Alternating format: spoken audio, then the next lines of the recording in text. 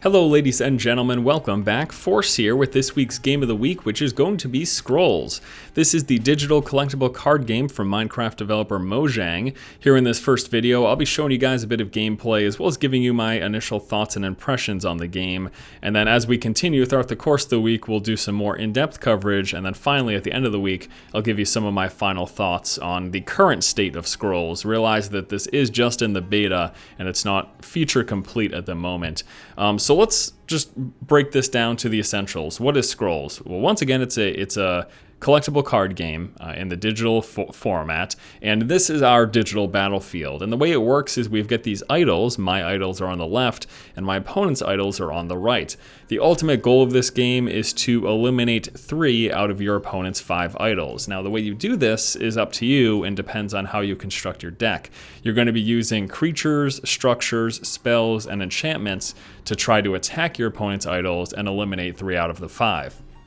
So it is my turn. I've just started a brand new game against a medium AI opponent, and I just want to take you through the basics. So the first thing is, in order to cast any of your scrolls, you're going to see I've got a few of them here. You start the game with 5 in your hand, and in order to cast any of them, you need a resource. Now, to get a resource, you actually have to sacrifice a scroll. So I'm going to take one of my scrolls. I'm actually going to take this one here. It's a scroll that, it's an enchant scroll that heals a unit for 1 health each turn. Now that's pretty good, but I can't keep all of these. I need to get rid of one of them in order to actually have any resources to play anything. So what I'm going to do is I'm going to click on this scroll and then click on the resource icon, which will sacrifice the scroll, give me 1 resource, and now I can play my Vetra of the Wild. Veter? I don't know how to pronounce that. I can play this card. It's a 1/1 creature, 1 attack and 1 defense. When it comes into play, it increases my growth by 1, and now my growth is my resource, and when it leaves play, I lose that resource. So we're going to cast that here, and I'm going to place it on the battlefield. We'll put it in this spot right here. So you're going to notice now it has been cast. I've got my 1/1 creature now in play. Now my total resource available is 2. So next turn I'll have 2 total resource with which to work. And then nothing else I can do this turn, so we're just going to go ahead and hit end turn. So now it is my opponent's turn. They have sacrificed a scroll for a resource, and he has just played this card right here, which is the Useless Contraption. It's actually not that useless. It's for 1 resource. It's an 0/4 wall, so it's a good blocker. So the way this works is that your creatures will attack in a straight row unless they say otherwise. Some creatures are able to attack anywhere on the battlefield or randomly on the battlefield, things like that. And the way the attacking works is we've got what is known as a countdown, and once a countdown for a creature reaches 0, then they will attack that turn. So this creature's base countdown is 2. After 1 turn, you can see if I highlight over him, his current countdown is 1. So that means next turn, once his countdown is 0, he will then be able to move forward and attack, which will allow him to strike one of the idols. So it's my new turn. I've drawn a new scroll. The scroll that I drew is this Lithorn seed. And I also have, let me just show you the other scrolls that I have in my hand. I've got this scroll. It costs 1 resource. It lets me take the first creature from the top of my library, put it into my hand. I've got this scroll that costs 4 resources. It's a structure or a wall, but when it's in play, all of my creatures get +1 attack. I also have the Lithorn here, which is an 0/3 structure. It's got Spiky +1, which essentially reflects damage whenever it gets hit. And then the Lithorn Seed is a creature enchantment. Whenever the creature dies, a Ilthorn is summoned in its place. So that's basically means the enchanted creature will be replaced by one of these. So what do I do this turn? Well, I've got a total of 2 resources, so I could cast a couple of things. What I'm going to do, though, is we're going to sacrifice one of these. So every turn, you can either sacrifice 1 scroll for a resource, or you can sacrifice a scroll to draw 2 more scrolls. Because I'm still just at 2 resources and I want to build that up, I'm going to sacrifice this turn to get 1 more resource, so now I've got 3 total. Now you're going to notice again when I click on these cards, I no longer have the option to get a resource or 2 scrolls. You can only do that once per turn. Now with my 3 resource, what I will do is I will play an Eagle Eye, or Eye of Eagle, to get a creature. And the creature that I got is the Brother of the Wolf. It's a 3/4 for 4 resource. It's got 2 countdown, so 2 turns basically before it can attack. And when the countdown reaches 0, instead of attacking, I can have it summon a ragged wolf creature instead. So it's got sort of a special ability attached to it.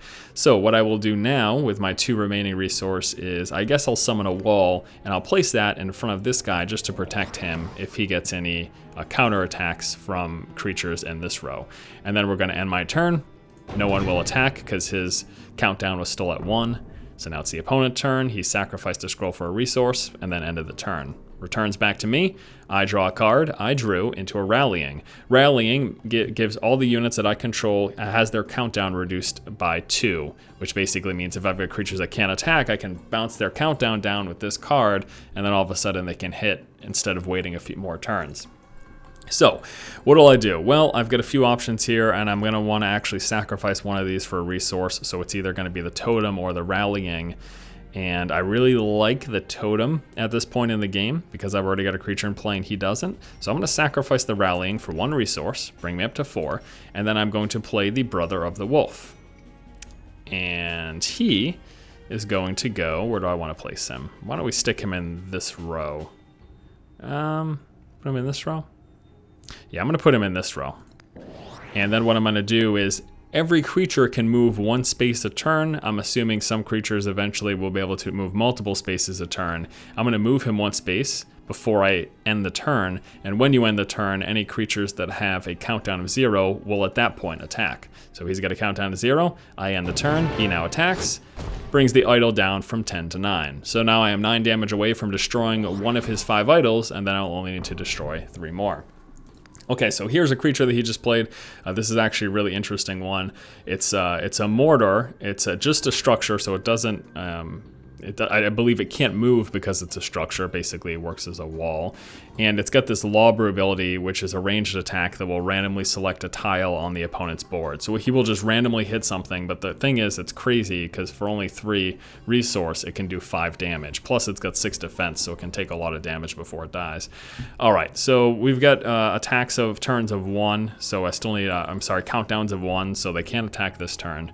But they will be able to attack the turn after. And this turn, what I could do is I could play a Ragged Wolf here, which has got haste, which means it'll attack the turn it comes into play, and then its countdown timer will start the turn after.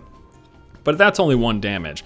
So instead of doing that, what I'm actually going to do is I'm going to draw 2 scrolls. So remember, I can gain 1 resource a turn by sacrificing a scroll, or I can sack a scroll to draw 2. I'm going to sack this scroll to draw 2 scrolls. And okay, so I got some pretty good cards. I got heal target unit by 3. Or this guy right here, the Frostbeard, he's a 6/1, 1 defense, 6 attack. And when he's killed, all friendly units gain +2 attack until the end of your turn. So really good. If my opponent kills him, then all my attacking units will get +2 attack, which obviously you can imagine is pretty awesome. The only problem is you got to make sure that that matches up. If it is going to get killed, you have to make sure it matches up with your creatures being able to attack, or you have a way of making them attack that next turn. So I can cast, let's see, how to do this. What's the best way to do this? The healing's not really going to do anything for me because none of my creatures have taken damage.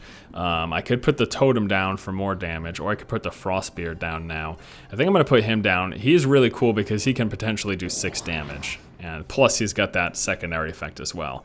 And then really nothing else I can do this turn. Playing this doesn't do me any good, so we're just going to end the turn right now. Go to the opponent's turn. So he has sacrificed a scroll for a resource. He has played himself another one of these mortars. And just so you know, in the upper right or the upper left when you do it, whenever you cast something, the scroll will be displayed in the upper corner of the screen. Just so if someone's casting a lot of scrolls back to back, you can mouse over them to see exactly what they do. Okay, so now both these creatures are capable of attacking this turn, so they're going to hit for 4 damage towards that. And I could add to that damage by throwing down the scroll that I just draw, which enchanted unit gets +2 attack. So I'm going to do that actually. I'm going to put that on him. And then the next thing I'm going to do is we're going to sacrifice him to draw 2 more scrolls. And we just drew into an Entangling Root, which stops a unit from moving. It's pretty good if I want to, if there's a unit that my opponent controls that I want to keep in place, to keep him in 1 row. Because again, a unit can move every single turn if you so desire. So I might hold on to that. Who knows, though? I might.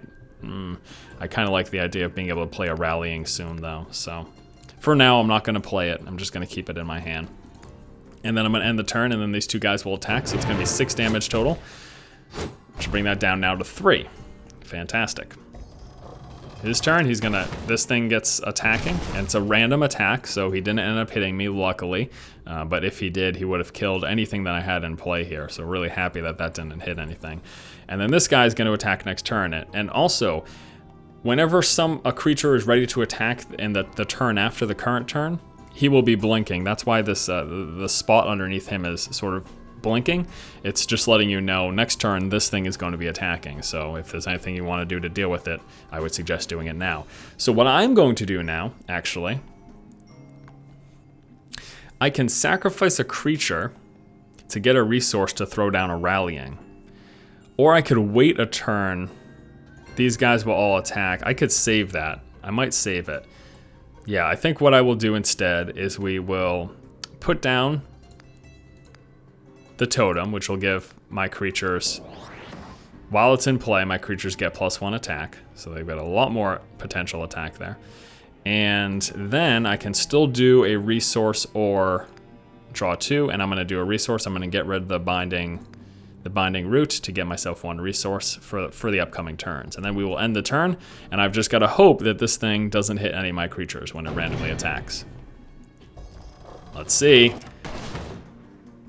Oh, lucky me. Okay, so perfect. Now I've got all of these guys attacking. So I've got a upcoming damage of 6 and 2 plus the 7. Now, 6 damage is enough to kill this idol, so I don't want to keep him in that lane. Doesn't make any sense. I don't want to keep the 2 in the lane, unless I can have him do 1 more damage. Can I? Here's what I can do, okay? This is perfect. Okay, so what we are going to do, I've got this enchantment now. It gives my creature +1 attack and +3 health, but it decreases its move by 1, basically meaning so it no longer has the option to move every single turn. So what I will do is I'm gonna put that on him, and I'm just gonna have him sit there. I'm gonna move this guy here. I'm going to sacrifice this for 1 resource, bringing me up to 6. I will enchant him, giving him the 1 extra attack. And then I will play, oh no, I can play the rallying in a future turn. Perfect. So now these guys are going to attack, and then next turn, I'm going to build a rallying and have them all attack again. So we will go for the attack now, and the turn. So that finished off that idol, and I just need to finish off 2 more and I win the game. If this doesn't hit any of my creatures, it hit the 1 that it made no difference for me. That was absolutely perfect. Okay, so now these guys are still on countdown, but I can play my rallying to decrease the countdown by 2, which would make it so that they both can now attack. So we will cast it, they can both attack, and we are going to win the game right here.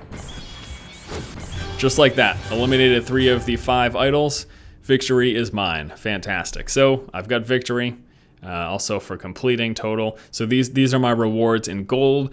Gold is the in-game currency that is used to purchase additional scrolls. And there's a whole store system that we'll be taking a look at in a future video. I'm just going to go into one more quick match with you guys. But yeah, up here you're gonna notice like this is my gold. There's also a crystal part of the store, which is what you use to purchase. It's basically the real world currency. So say if I wanted to buy a single random scroll, did it just do it? I wanted to do it with shards. I'm sorry, I call them crystals, but oh no, this one you can't do with crystals. Okay, so for example, say I wanted to purchase one of these pre-constructed decks. I already have the growth pre-constructed. If I want to purchase this one, you've got the option of either using in-game gold that you get from playing the game, or using these shards that you can use a transaction with a real world money. So you can buy more shards, and you can buy 600 shards for $5, 1350 for 10, or 2900 for 20. Now, nothing in this game can be purchased just from shards. Gold is where you can purchase everything in this game just from gold. In fact, all of these single scrolls you can only buy with gold. So you can't buy them, you can't use crystals at all to buy any of the single scrolls, which is kind of neat. But again, we're going to go in depth at the store and trading and stuff like that in a future video. In this video, I just really wanted to focus on my first impressions and showing you my first impressions and showing you a bit of gameplay. So we just finished the first match. I kind of went through some of the basics of the game. Obviously, you know, we've got all these different scrolls, and there's all sorts of different potential for what they're capable of doing. All right, I'm going to start off here. We're going to get rid of the this here, which is pretty good, but I'm going to sacrifice this for, actually, you know what? I'll sacrifice the vial. I'll sacrifice the vial for 1 resource so we can throw down this card, which will give us 1 extra resource just like that. Fantastic. Plus it's a 1/1. I gotta say, after spending about 3 hours with this game so far, I'm having a lot of fun. It's an interesting mix between, you know, a standard sort of collectible or trading card game. It's got some of the elements that you get in a game like Magic the Gathering, but the inclusion of the different idols and the attacking rows and being able to move your creatures, I think it adds an interesting twist to that. This is a pretty interesting card here. I think it adds an interesting twist, and I really do. I've really come to find myself really enjoying this game so far. I'm going to throw down a Sister of the Fox. When it comes into play, I get to draw 1 scroll, and then I'm going to sacrifice a scroll. Let's sacrifice a scroll for a resource. I'm actually going to get rid of my Essence of the Feast here. Sacrifice that for a resource. Fantastic. And then we end the turn. And it is the opponent's turn. And he's going to come over here and throw something else in play. Uh-oh. That's kind of dangerous. He gets to attack next turn. I got 1 attack this turn.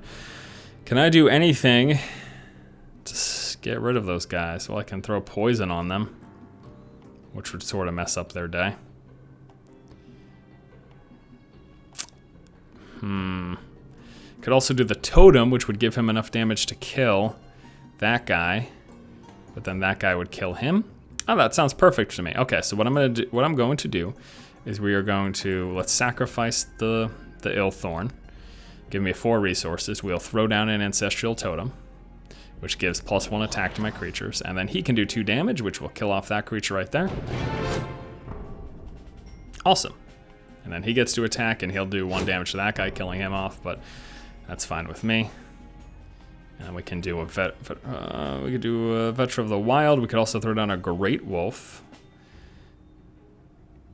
He can only do 2 damage.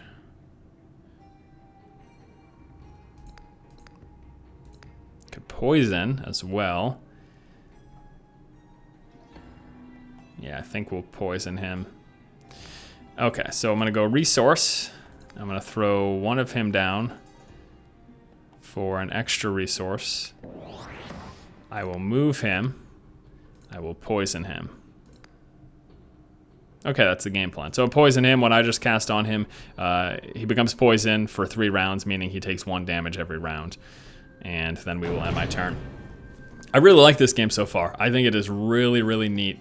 And I'm super stoked to keep playing it. That card is scary, this guy right here.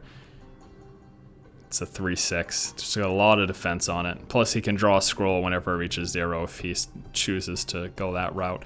Okay, let's see. I just drew a scroll that lets me. It has haste. It's a 3/4. And I also got this guy. He's restless, which is really cool. If a blocking unit is destroyed, he continues to attack. Plus, he gets +1 attack for each other wolf that I control. Typically, I've got more wolves than I do now. You know what I will do though? I think we'll throw down the haste here. And I'd like to move these guys so that he's attacking this row as well. So we're gonna get 6 damage in on this row. And because I don't have any other wolves, no, I'm gonna hold on to him. I was gonna sack him for 2, but hold on to him. There we go, 4 damage just like that.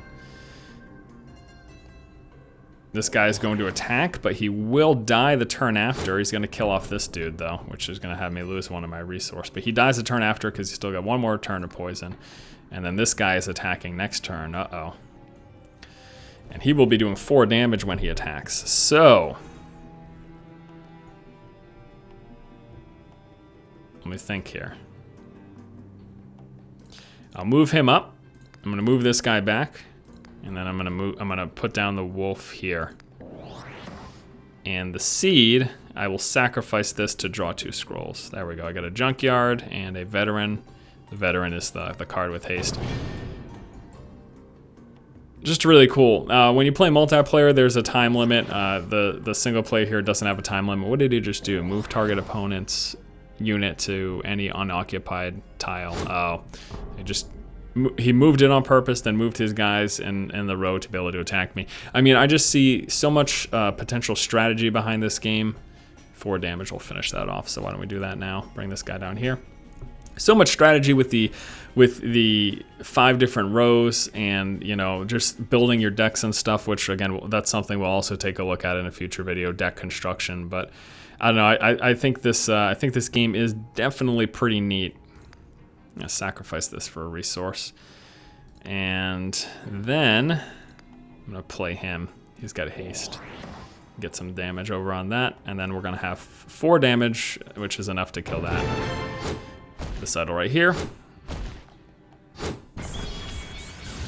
Yeah, I really am having a blast, and I'm excited to continue this week with the Game of the Week coverage and show you guys some more in-depth stuff. My first impressions are great. Really liking this game so far, so yeah.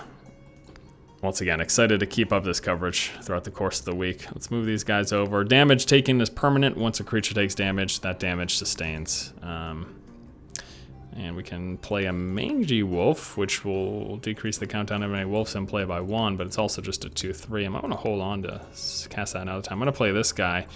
He is it's a 1/1, but when it comes into play, I get to draw a scroll, and I'll just throw this as a sacrificial blocking creature, although he could move this guy, so that might not even end up working out.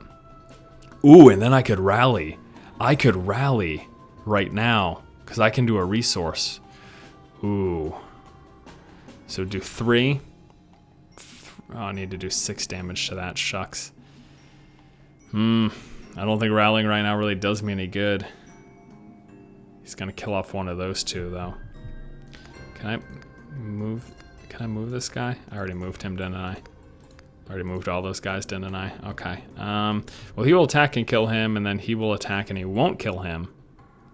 So maybe I'll save the rally, and we'll just throw down a wolf for now.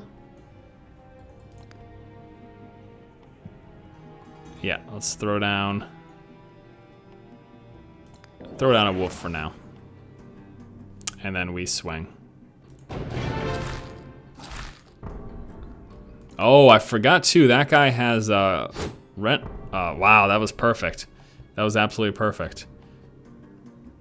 So 2 of them can attack, but I can make it so that everyone attacks. I'm gonna go like this, move him here. So it's gonna be 4, 5, 6, 7. Well, at least it's... I could switch that, put him down here. I just want to kill that thing. So we're gonna go 3, move him 4, 5. I just need to do 6 damage there, so we're gonna move him here. We're gonna move him here. There's 6 damage. That will all go through. Fantastic. So let's go ahead and cast this. Well, let me check, see if I can get a 1 casting cost creature. We're gonna sacrifice this for 2 scrolls. No, but I did get this Binding Root, which will keep someone in place. So I'm gonna Binding Root him, so now he can't move. It reduced his move by 1. So he's not gonna be able to leave this lane here. And then we're gonna throw down our rallying so that everyone can attack now. And then we end the turn, and he is dead. And then we're gonna do some damage to that. Not quite enough to kill, but got it pretty low. Oh, that was beautiful. We're gonna get another win here, I assume. Target unit gains +3 attack until end of turn. Okay, that wasn't enough to kill me. Frost Gale to do 1 damage to each creature, or all units. Don't want to do that, so we are gonna sacrifice that for 2 scrolls, see what we got. Move decreased by 1, but gets +1 attack and +3 health, and we also have enchanted unit. If a creature is attacked, the attacker gets poisoned. So we can, I'm gonna throw down this on a creature that's gonna attack next turn. So next turn we've got 2 damage to that, potentially at least. I'm gonna keep all these guys in place. Let's put this on him.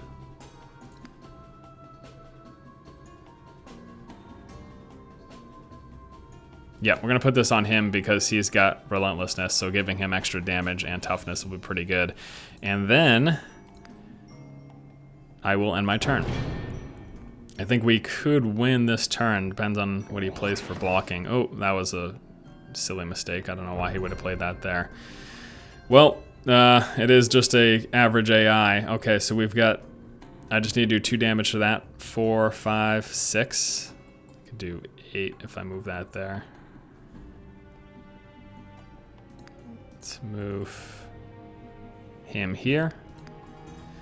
And then we also have a well. I'm gonna sacrifice this to draw 2 scrolls. I drew another wolf. I drew a heal for a guy.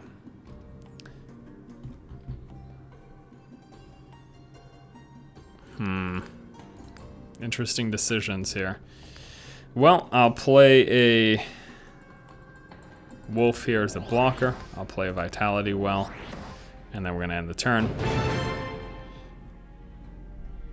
In which case, attacking 4, 5, 6, 7, 2 for that.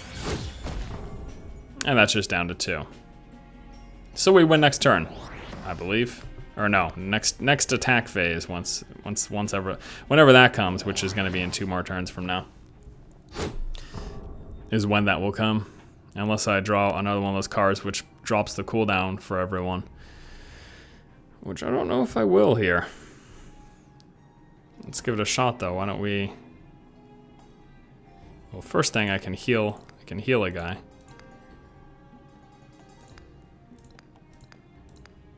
So he's gonna be healed at the end of every round by 1. And then we can draw 2 cards.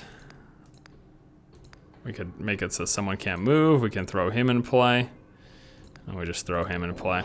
Yeah, I guess we should just wrap up the video though. That's that. Scrolls is in the open beta right now, available for $20. This has been my first impressions. Really liking the game so far. I think it's fantastic, lots of fun.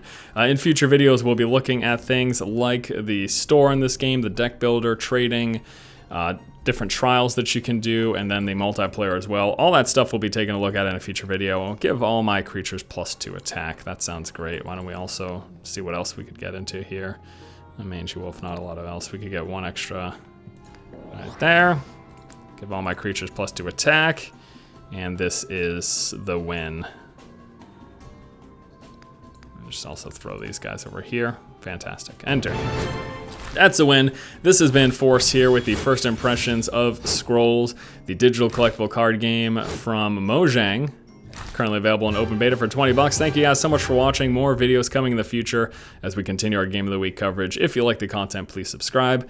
And as always, keep watching and keep owning.